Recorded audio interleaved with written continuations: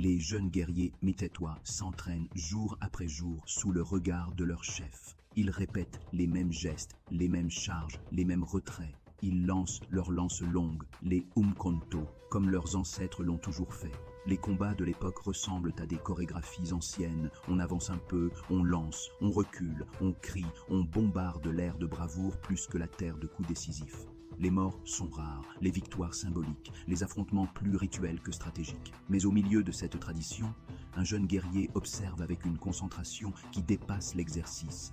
Chacun regarde les lances voler, frôler, tomber. Il voit leur faiblesse. Une lance lancée n'est plus une arme. Une armée qui jette ses armes se met à nu. Il remarque aussi l'hésitation des guerriers qui en cherchent une autre sur le sol, la vulnérabilité du moment où le bras est vide, la panique qui traverse une ligne lorsqu'elle doit reculer pour se réarmer. Pour lui, c'est un défaut fatal. Personne n'avait osé remettre cela en question.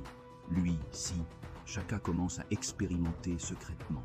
Il prend une lance, raccourcit sa hampe, alourdit sa lame, il cherche l'équilibre parfait, il la veut assez courte pour être maniée de près, assez lourde pour transpercer, assez stable pour frapper avec précision. Une arme qui ne vole pas, mais qui mord. Une arme qui oblige l'homme à s'approcher, à entrer dans la zone où tout se joue. Une arme qui ne se perd pas au vent. Il la teste, la reteste, la modifie, la durcit. De cette recherche naît une arme nouvelle, l'Ikloa. Son nom vient du son étouffé qu'elle produit lorsqu'elle entre puis ressort du corps. Un son que nul guerrier n'oublie. Avec cette arme, le combat n'est plus une danse à distance. Il devient une décision à bout de bras. Un acte sans échappatoire possible. Mais chacun ne s'arrête pas à l'arme. Il se tourne vers le bouclier. Le bouclier traditionnel, large et encombrant, protège bien mais freine l'avancée. Il gêne plus qu'il n'aide dans un affrontement rapproché. Alors chacun réinvente aussi cela. Il choisit un modèle plus long mais plus étroit. Un bouclier que l'on ne subit pas mais que l'on utilise. Un outil pour accrocher celui de l'ennemi, pour le tirer vers soi, pour ouvrir une brèche, pour imposer sa volonté dans le contact même. Avec l'Ikloa et ce nouveau bouclier, la guerre change. Ce ne sont plus deux masses qui s'observent de loin. Ce sont deux volontés qui se heurtent. Les guerriers ne jettent que plus leurs armes. Ils gardent la lame dans la main, avancent, frappent, repoussent, encerclent, dominent. Le choc remplace le rituel.